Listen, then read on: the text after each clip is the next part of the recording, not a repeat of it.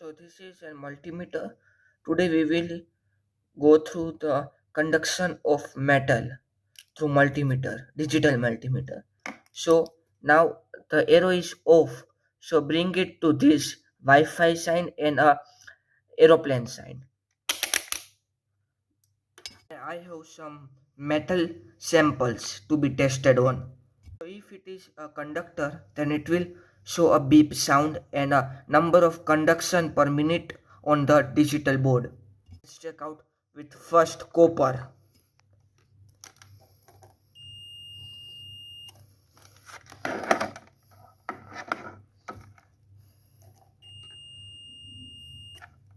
Then lead, then aluminium. As aluminium is rusted,